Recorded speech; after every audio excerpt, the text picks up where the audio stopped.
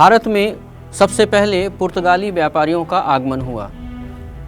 पुर्तगाली व्यापारियों के आने से पहले भारत में डेनिश और अरब के व्यापारी पूरे हिंद महासागर में छाए हुए थे, लेकिन भारत के व्यापार में मई 1498 का समय एक भारी तूफान लेकर के आया और वह तूफान था वास्को डी गामा का भारत में आगमन। वास्को डी गामा भारत आने का रास्ता नहीं जानता था। भारत आने में उसकी मदद एक गुजराती व्यापारी अब्दुल मजीद ने किया। अब्दुल मजीद चाहता था कि वास्को डी गामा भारत में व्यापार करे और उसे भी कुछ लाभ मिले, लेकिन अब्दुल मजीद को यह नहीं मालूम था कि वास्को डी गामा भारत में पुर्तगाली व्यापार का साम्राज्य खड़ा कर देगा।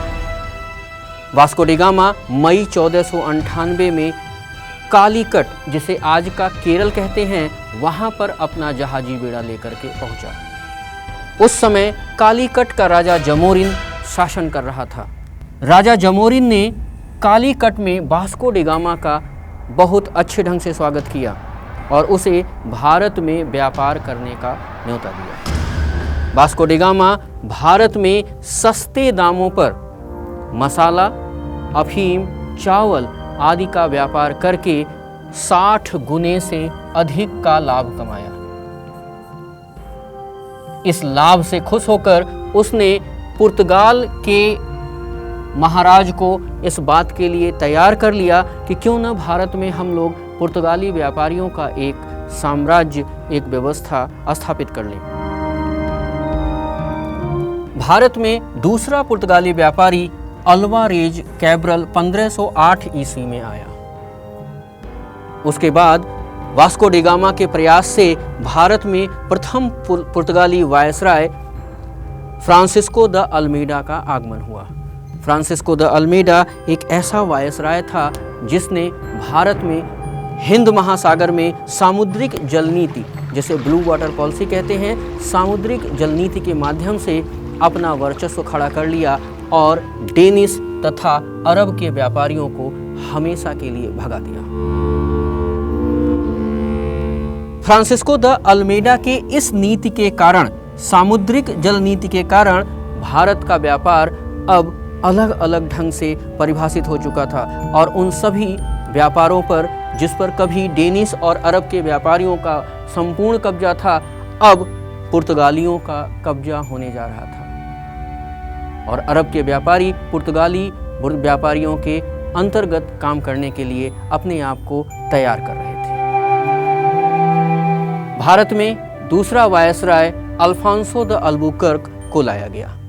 अल्फांसो द अल्बुकर्क भारत का सबसे ज्यादा विवादित पुर्तगाली वायसराय साबित हुआ, क्योंकि इसने अपनी महत्वाकांक्षा को पूरा करने के लिए भारत की राजनीति में हस्तक्षेप करना शुरू किया और भारतीय स्त्रियों से विवाह करने के लिए अपने सैनिकों को प्रोत्साहित किया, क्योंकि इसका लक्ष्य था भारत में पुर्तगाली साम्राज्य की स्थापना करना।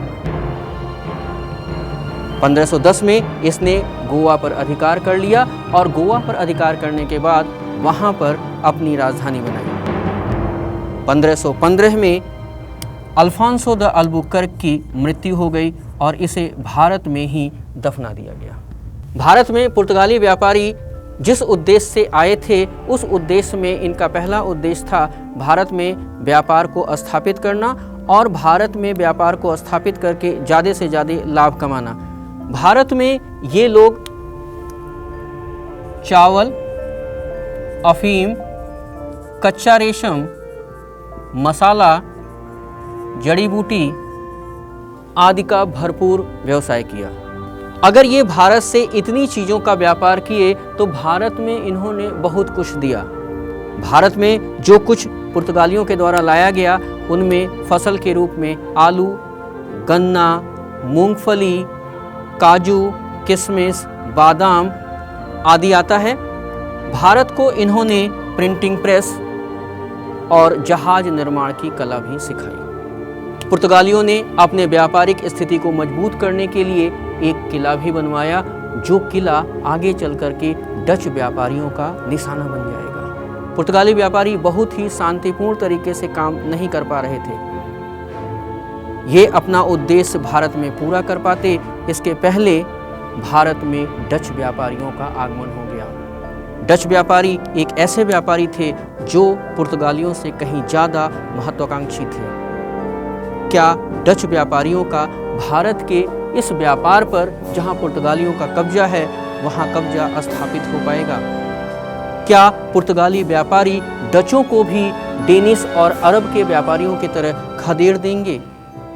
क्या डचों और पुर्तगालियों में समझौता हो जाएगा, या कि डच व्यापारी पुर्तगालियों पर हावी हो जाएंगे? ये हम लोग नेक्स्ट क्लास में देखेंगे।